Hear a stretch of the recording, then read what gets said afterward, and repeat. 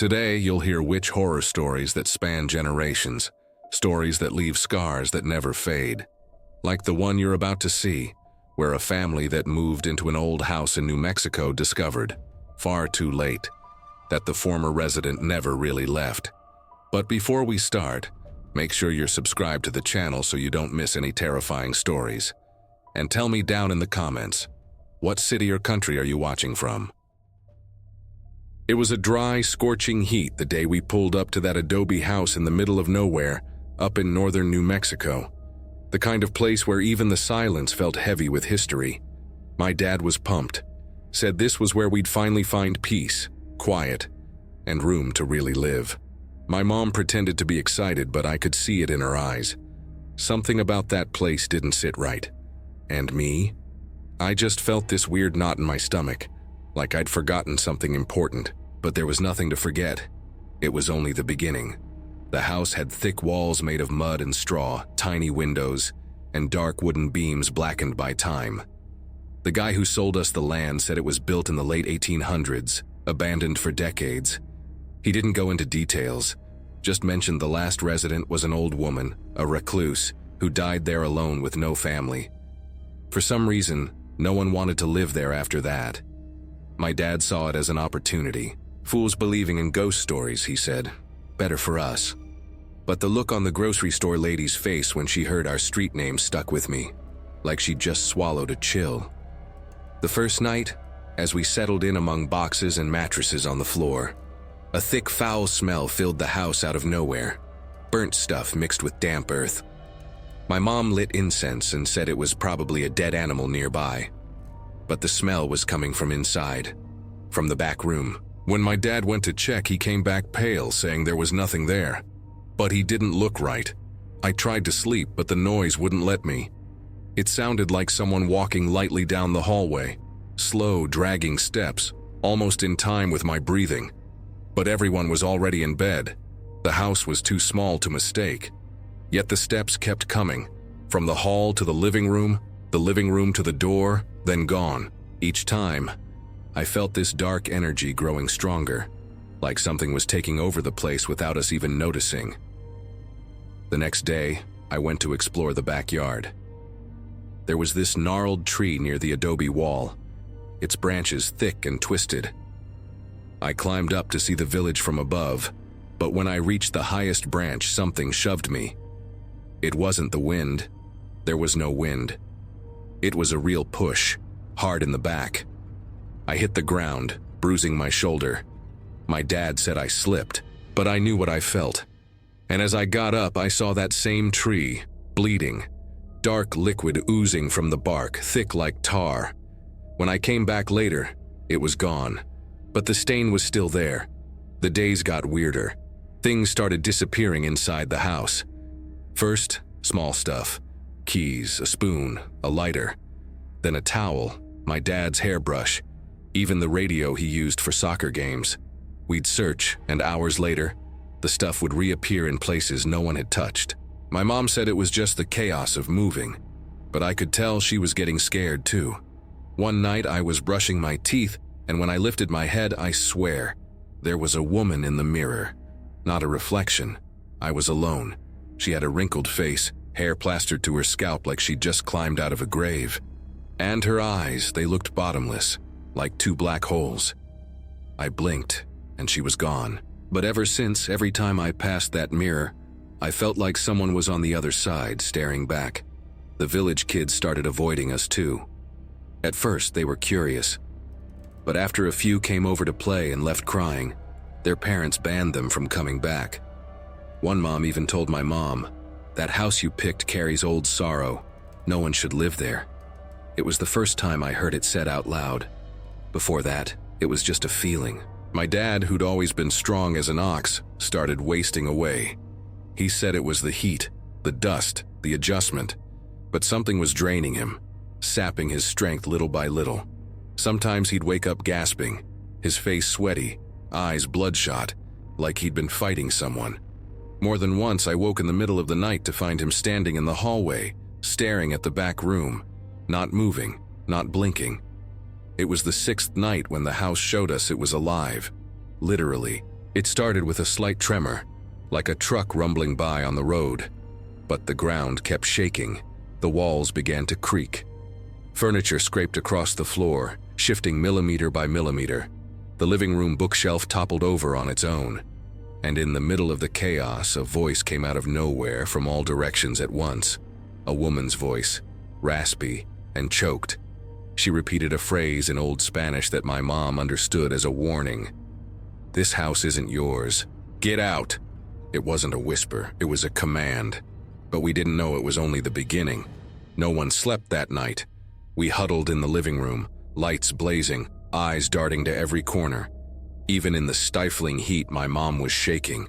My dad could barely keep his eyes open. He looked drained, exhausted in a way I'd never seen before. Outside, the silence was heavier. No crickets, no wind, nothing. Like the world out there was holding its breath. Around 3 a.m., things got even stranger. The lights started flickering, like they were fighting against something unseen. The air grew thick, hard to breathe. Then, from the hallway, came a sound that froze me solid. A dry, scraping noise like long nails dragging across packed dirt. Slow, rhythmic. And with it a rotten stench, old meat, mildew, and incense burned wrong. When the shadow appeared, we all froze. It crawled along the wall like dark smoke, but it had a shape. The shape of a woman. Hunched shoulders, long, tangled hair, and arms too thin with fingers like twisted branches. She didn't walk. She hovered just above the ground, skimming the floor. And her eyes, they were the same ones I'd seen in the mirror. The thing stopped in the middle of the room. Just stood there, staring at us like she was deciding which one to take. The whole house went silent. None of us could even blink. Then she opened her mouth. Not to speak. To scream. A high, almost inhuman sound that seemed to cut through everything. The windows rattled. Objects crashed to the floor. And my dad collapsed.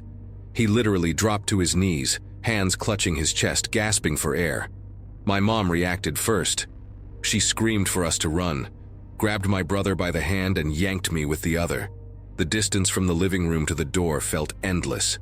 The thing came after us, faster now, moving in jerky spasms, like her body wasn't her own. When we got outside, the door slammed shut behind us with impossible force and the screaming stopped. But the silence that followed was worse. It was like the air around the house had been sucked away. We piled into the car and drove off without looking back. My dad could barely speak. He was crying from pain and fear. We went straight to my uncle's place, 30 minutes away. He took us in without asking questions, even in the middle of the night. One look at my dad's condition and my mom's face told him everything he needed to know. We weren't going back. Not that night. Not ever. In the days that followed, no one wanted to talk about what happened. We just agreed it was best to leave the house behind, to forget it all. My dad got better slowly, but he was never the same. His laugh disappeared. His eyes went hollow. And any mention of the house left him staring at the floor like he was still trapped inside.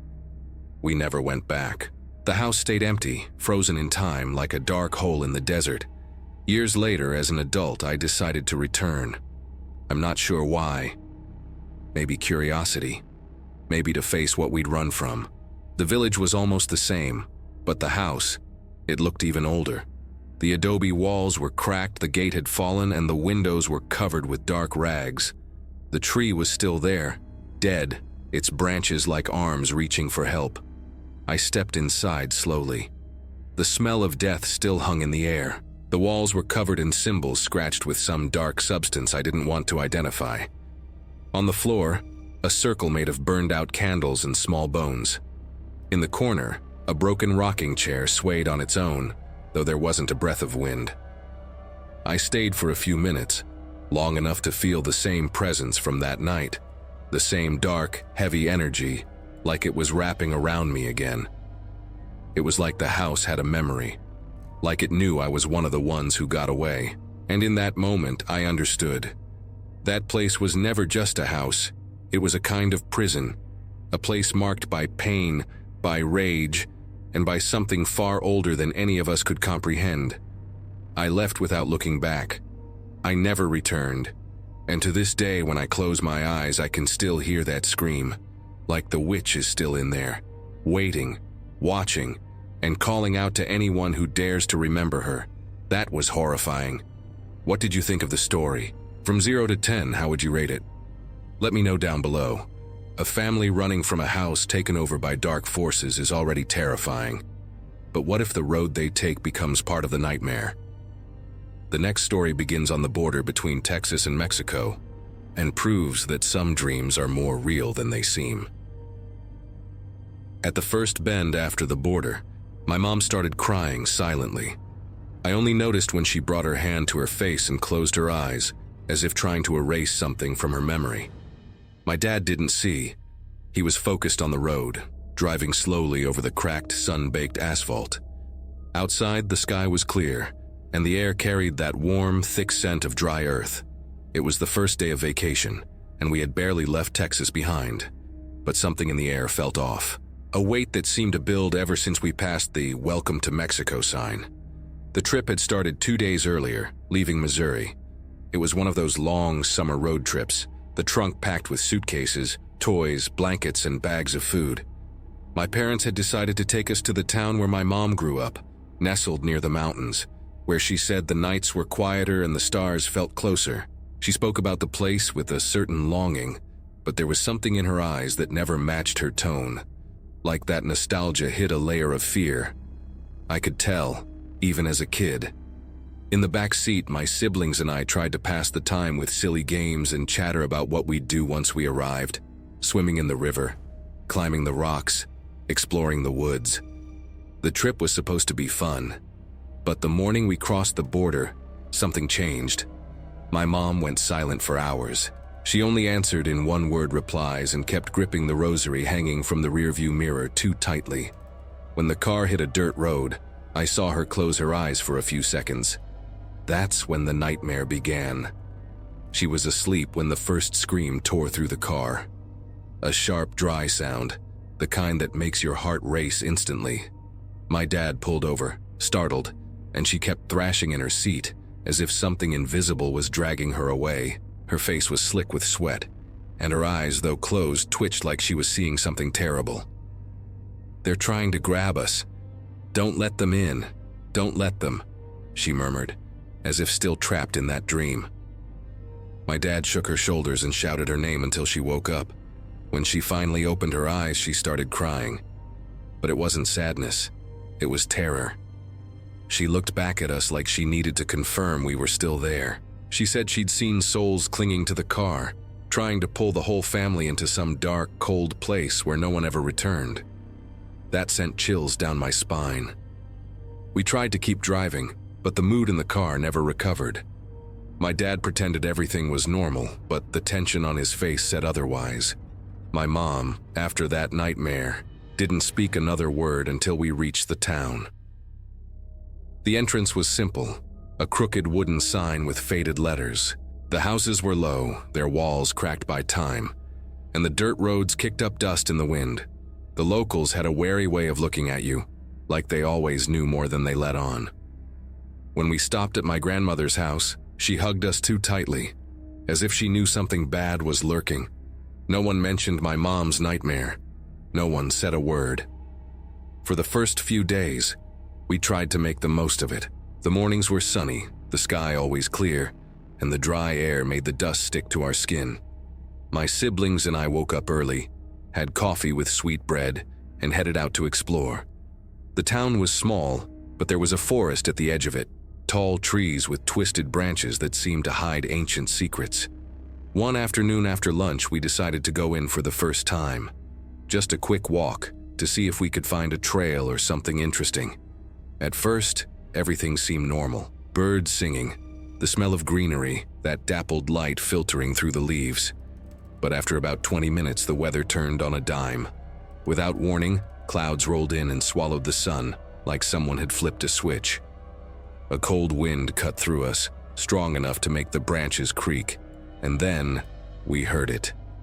A woman sobbing, faint but steady, like it was coming from deeper in the woods, hidden among the trees. We froze, looking at each other. No one dared to say a word. We just followed the sound. That's when we saw her. In the middle of the forest, in a small clearing, stood a thick tree, and hanging from its branches by her wrists, bound with rough vines, was a woman. Her skin looked sunburned but also gray, almost colorless. Her eyes were open but didn't blink. Her face, tilted downward, made it seem like she was still in pain. And the worst part? She moved. Not like someone alive, but like something inside her was still trying to escape. Her mouth opened slowly, as if she were about to scream, but no sound came out. The feeling hit us instantly. A dark energy took over everything. The air grew heavy, hard to breathe. I felt a chill run up my spine and my stomach twisted. It was like a spiritual presence was staring right at us from that clearing, the kind that didn't want to be found. One of my siblings started crying, and without thinking, we ran. We ran as fast as we could, stumbling over roots, not looking back. The sound of her sobbing faded behind us, but the feeling of being watched didn't. It stayed with us until we left the forest. When we got back to town, covered in dirt and wide-eyed, we went straight to tell someone what had happened. But before we could say a word, one of the village elders looked at us with a tired expression and muttered, "You saw her, didn't you?" The silence that followed was almost unbearable, and his answer, even whispered, carried the weight of 100 years of pain. "You saw her, didn't you?" the old man repeated, looking at us like he already knew. We could only nod, not knowing what to say. The air stood still, and even the people around us seemed to freeze. The other elders sitting near the square looked away, as if that simple question had awakened an old fear everyone there preferred to keep buried. His name was Don Ezekiel. He had wrinkled hands, sun-leathered skin, and deep-set eyes, like he'd never slept peacefully. He called us over and said what we'd seen wasn't just a vision. It was a warning, a reminder of what the town had tried to forget. He asked us to sit, even though our hearts were racing and our skin still prickled. What you saw was the witch of the tree, and not everyone can see her, only those with pure blood and a sensitive soul. He told us that 100 years ago, a woman appeared in that forest. No one knew where she came from. She wore a black dress, spoke with a strange accent, and always walked with a little girl. No one knew if she was her daughter, goddaughter, or just a companion. The townspeople grew suspicious because of the things that happened when she was around. Chickens dying for no reason, children crying all night, campfires lighting themselves by the river. The energy of the place began to shift. People said that passing near her felt like being invaded by a spiritual presence. Some even fainted just from crossing her path. Over time, the rumors turned to panic. They said she talked to the dead, that she performed rituals hidden in the woods, that the child's crying was actually the sound of a spirit trapped inside a doll. One stormy night, a group of men, led by Don Ezekiel's great-grandfather, went into the forest with machetes and torches. They said she'd been seen calling on the forces of the earth, that she was kneeling, her eyes rolled back, her mouth murmuring words in a forgotten language. When they found her, she was alone, standing before the tree. She didn't run. She didn't scream. She just opened her arms and looked up at the sky. They bound her to the tree with thick vines and left her for the rain to do the rest. They called it justice, but Don Ezekiel called it a sin. He said her death stained the land, that her pain became part of the tree, and that whenever someone gets too close, she appears. Not to scare, but because she still feels pain. Her soul never left, he said. It's stuck between two worlds, and the forest keeps that secret like it's part of itself. After he finished, no one spoke. I looked at my siblings and saw in their eyes that they felt the same thing. A fear that didn't just come from the story, but from knowing it was all real. My mom, who had listened from a distance, stepped forward, her face pale. She said her nightmare made sense now, that the souls clinging to the car, maybe they were the same ones who refused to leave after that crime. That night, another storm rolled in. The thunder seemed to come from inside the house, and between each flash of lightning, I could swear I heard her sobbing again, mixed with the wind. I couldn't sleep. I lay awake, staring at the ceiling, trying to understand what it all meant. My body trembled, but it wasn't just fear. It was like that supernatural experience had left an invisible mark, something I'd carry for the rest of my life. The next day, my mom decided we were leaving early. No one argued. We all felt like we'd stayed too long. The goodbye was quick and silent, and as we left town, passing that wooden sign again, I felt that sensation of being watched return, like the forest was staring at us one last time. Back on the road, no one spoke. The car radio was off, and even the air felt heavier. It was like something had followed us, something that didn't want to be forgotten. I thought about telling my friends when I got home, but I couldn't. I froze. The image of the woman in the tree stayed with me for years, appearing in my dreams, in the shadows of my room, in the random noises of the night. I never went into another forest again. I never looked at a tree the same way, and to this day, every time I hear a storm brewing out of nowhere, I feel that same dark energy, the same chill, like her pain is still out there, waiting, watching, looking for someone who will listen. Creepy, right? After that twisted vision in the woods, it's clear that the past doesn't always rest in peace. But sometimes, terror doesn't come from faraway places. It comes from the window, right next to your bed. Like in the next story, where a simple move to a new home uncovered secrets no one was supposed to see. The first thing that struck me about that house was the silence. Not the usual quiet of a sleepy neighborhood, but a thick, heavy silence, like the place itself was holding its breath.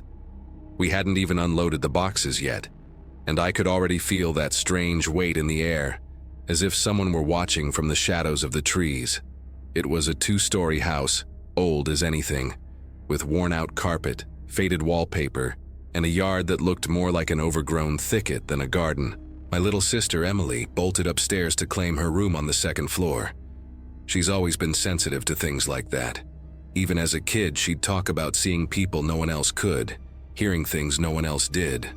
Our parents brushed it off as imagination, but I wasn't so sure. That same afternoon, while we were still putting furniture together, she came into the kitchen, pale, eyes wide. She said she'd seen a man lying by the side of the road near the driveway. His face was crushed, covered in blood like he'd been hit by a car. We ran out there, but there was nothing, just an old tire half buried in the weeds. Later, as we ate dinner surrounded by stacked boxes, the local news came on TV with a breaking report. A fatal accident less than a mile from our house, right at the main crossroads. The reporter described the body exactly as Emily had. The room went dead silent. My parents exchanged uneasy glances, but no one said a word. That night I woke up to a scream. It was Emily. I ran upstairs and found her shaking in the corner of her room, saying someone was staring in through the window. I went over, looked outside, and saw nothing but the dark trees swaying in the wind. I tried to calm her down, told her it was just a nightmare, but she refused to sleep there again. And that's when I made my first mistake. I offered to switch rooms with her. She agreed right away, and that's when things started to change, for me. At first it was just unease, a creeping discomfort every time I turned off the light, like something was watching me from the window.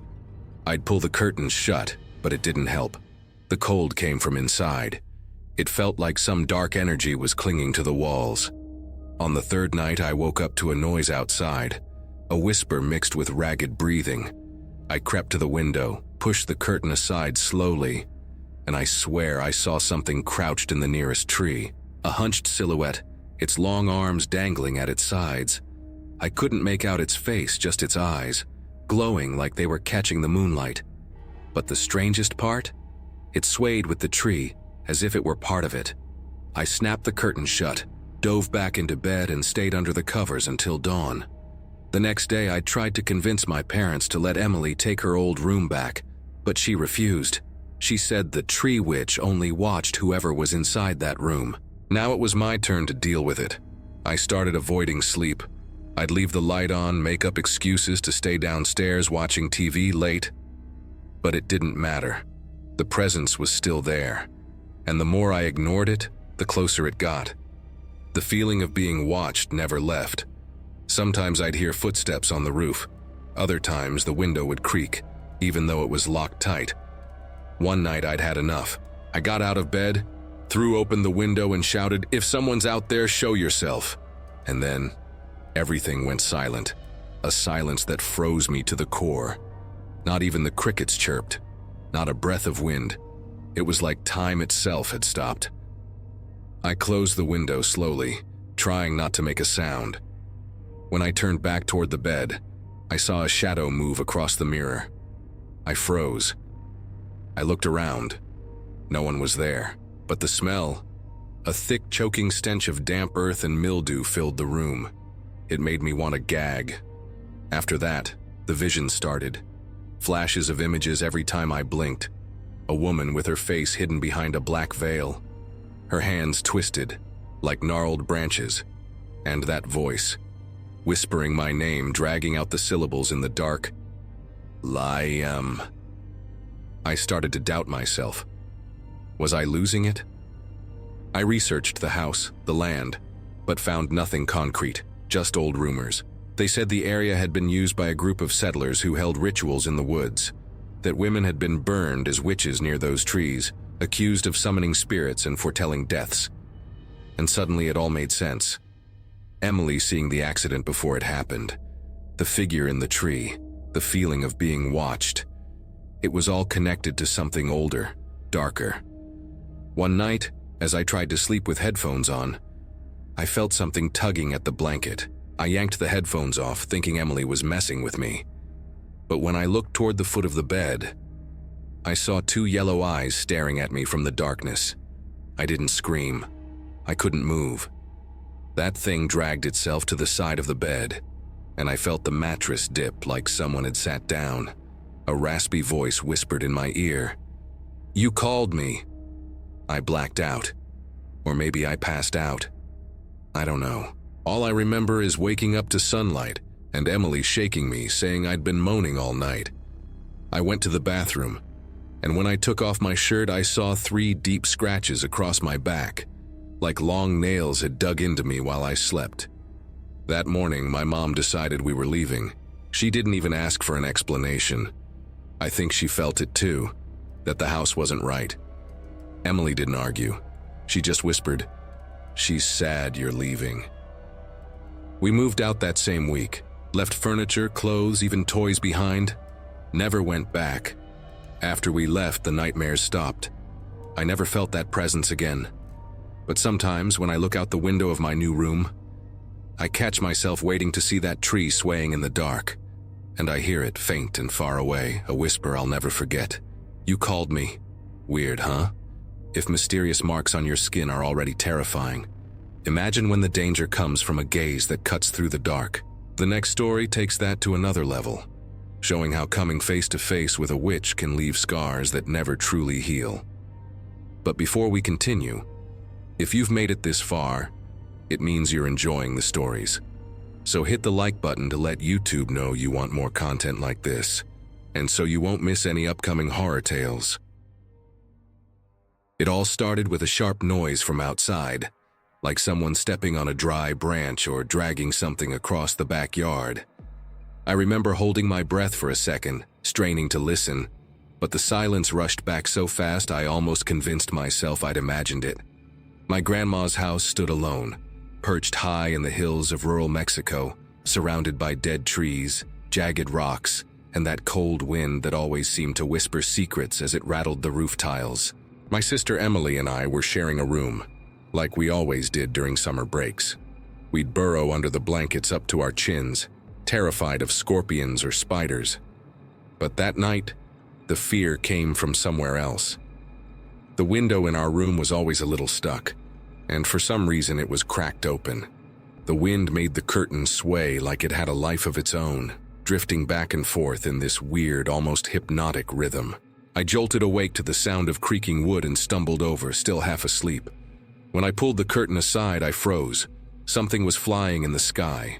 Not a plane, not a bird, not a bat. It was a woman. Thin, with wild, tangled hair, her face hidden behind a dark veil, gliding through the air like she was riding the wind. But the worst part?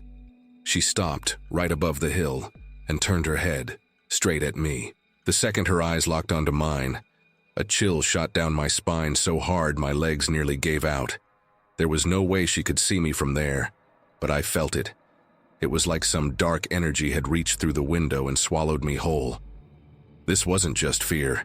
It was like something ancient and twisted had brushed against my soul. I slammed the window shut, yanked the curtains closed, and curled up in bed, trying to hide my face.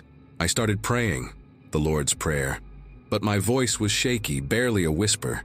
With every word, I could still feel her out there, watching, waiting. I don't know how long it took to fall back asleep. I woke up to sunlight streaming in, birds chirping outside. Nothing like the terror I'd felt in the dead of night. I tried to convince myself it was just a weird dream, but then I turned my head and realized my upper body was hanging out the window. My legs were still in bed, but my neck was stretched outside like someone had pulled me there while I slept. I screamed so loud Emily bolted upright, panicked, asking what was wrong.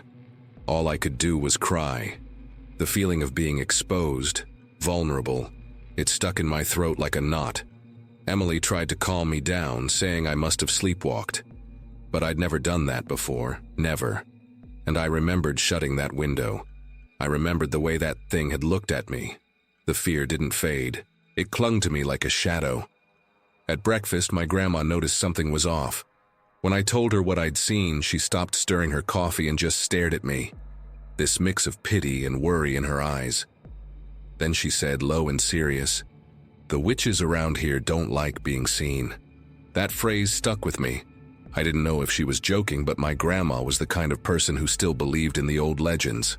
She'd tell stories about women who turned into owls, who flew on moonless nights, who stole children and made deals with dark forces. I'd always thought those were just stories.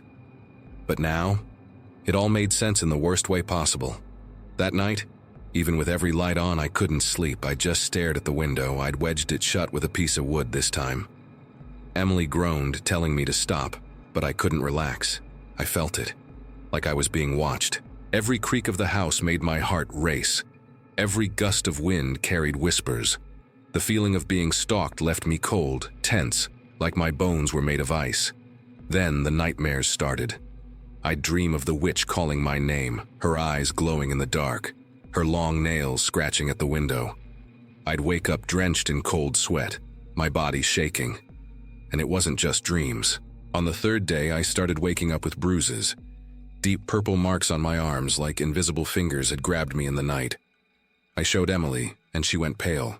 She begged me to tell our mom, but I knew she wouldn't believe me. No one would, except my grandma. She gave me a small cloth pouch filled with herbs and told me to sleep with it under my pillow. But nothing changed. The worst night was when I woke up to a whisper in my ear. "I saw you." The voice was low, raspy, almost gleeful. I opened my eyes, but the room was empty. Except the window, the one I'd locked, was open again. The curtains swayed and the air felt thick, heavy. I sat up slowly, my skin crawling. When I got close to the window, it was like something was pulling me outside, like my will didn't matter. I only snapped out of it when I heard my grandma's voice calling my name from the hallway. It was like whatever was out there hated being interrupted. After that, I changed. I got quieter, jumpier. I was even afraid of my own shadow. Sometimes I'd hear footsteps behind me, but when I turned, no one was there. Other times I'd catch distorted reflections in mirrors. My grandma said the witch wanted revenge, that by seeing her I'd marked myself. And now she came every night trying to take me. The bruises got worse. Scars appeared out of nowhere. Once I found scratches on the bedroom wall, like someone had carved my name with their nails. Emily said I was being paranoid, but even she started getting freaked out by the strange things happening. That time in my grandma's house left its mark on me, not just on my skin, but deep inside. For years, I carried that fear. Even now, if I hear the wind rattling the windows, my whole body tenses. What happened that night wasn't just a scare. It was a warning. A reminder that there are things in this world we don't understand. And sometimes just looking at something that was meant to stay hidden is enough to seal your fate. I haven't told many people about this, but if you ever find yourself alone in an old house on a hill and you feel like you're being watched, shut the window. Don't look outside. And whatever you do, don't pray out loud. Because some things listen, and they wait. That was chilling. What did you think of the story?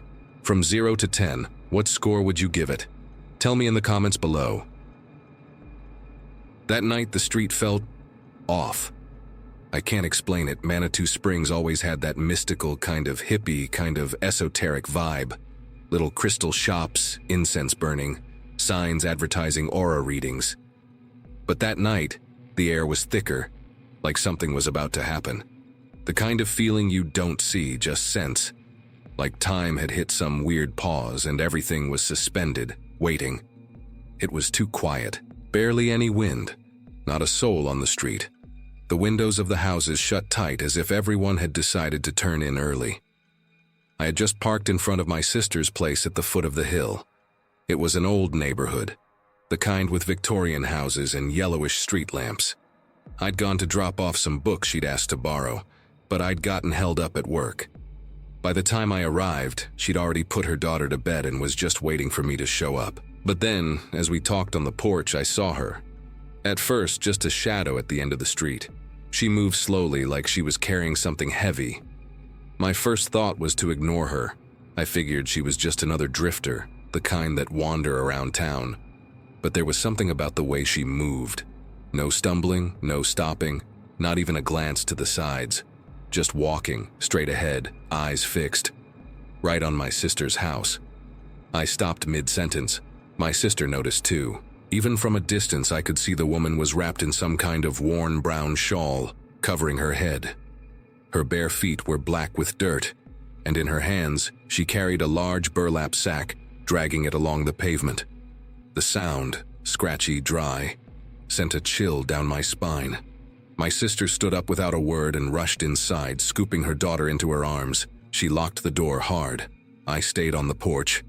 I don't know why. Maybe curiosity. Maybe that stupid urge to figure out what was happening before reacting. When the woman got closer, she stopped right in the middle of the street. She looked at me. It was her gaze that really got to me. No anger, no fear, just empty, hollow, like there was nobody home behind those eyes. But at the same time, I felt a presence, a strange energy closing in around me, like the air itself had charged with something not of this world. It was like being watched by something that saw beyond flesh, beyond thought. I took a step back. She tilted her head slightly as if recognizing a familiar name. And then, just like that, she vanished. 1 second she was there, the next, gone. No sound, no movement. The sack disappeared with her. I stood frozen, trying to convince myself I'd imagined it all. But the silence was too heavy for that. I went back inside, shaking. My sister had seen her too. Her little girl was crying, saying the sack lady had looked into the house. Neither of us slept well that night, and the next day things got worse. Around 2 a.m., I woke up to a strange glow coming through the window. I got up and went to the living room, and through the curtains I saw the lights. They danced in the street like tiny floating flames. Not headlights, not lanterns, something else. Bluish, pulsing, hypnotic, cold. I tried to film them, but my phone froze. By the time I got it working again, there was nothing outside. The street was completely empty, as if nothing had ever happened. The next day, I started digging for answers. My sister mentioned that the street had a reputation.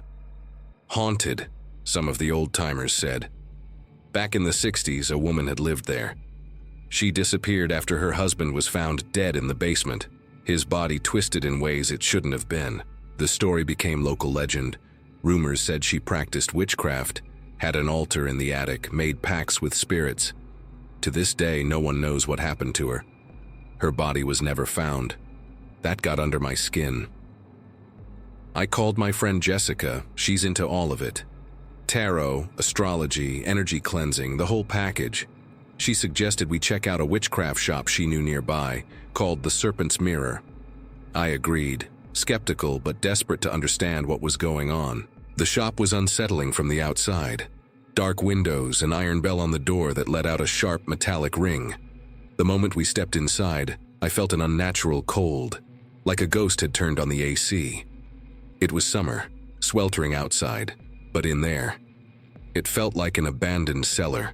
The shelves were packed with old books, dried herbs hanging from the ceiling, crystals that seemed to hum as we passed. But what really unnerved me were the jars. Dozens of glass containers lined a shelf in the back, hand-labeled. Inside, dead animals, frogs, snakes, small birds, preserved in some dark, viscous liquid. Most of them had one eye open like they were watching me. I started feeling sick. My head spun, my vision blurred. A wave of nausea hit me, a pressure in my chest, like something was draining my energy. I told Jessica we needed to leave. She pulled me out fast, but as we crossed the threshold, the dizziness got worse. My legs shook, my stomach turned. Everything spun. I woke up in the hospital. The doctors said I'd passed out from exhaustion, but I know that's not it. All the tests came back normal. No infection, nothing wrong with my heart or lungs, not even a fever. I just blacked out. And when I came to, I felt something off. A weight, a presence inside me that hadn't been there before. Since then, I haven't slept right. The lights have come back a few times, but now only I see them. My sister says everything's fine, that it's all in my head. But the shadows in the hallway aren't imaginary. The reflection in the mirror that moves when I'm standing still isn't a trick of the light. The negative energy in that house just keeps growing. And sometimes when I close my eyes, I see her again. The sack lady, standing in the street, waiting. Maybe I looked at something I shouldn't have.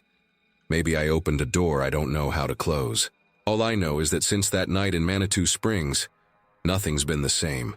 So, you made it all the way here with me, after seeing everything from witch-haunted houses to the mystery in Manitou Springs. If these stories stuck with you too, hit the like button. That tells me this connection made sense. And comment the word witchcraft down below, just so I know who actually stayed until the end. Subscribe to the channel so you don't miss the next stories, and keep going with me. Oh, there's another video right here with more witch stories. Click it and keep traveling this road of mystery with me there.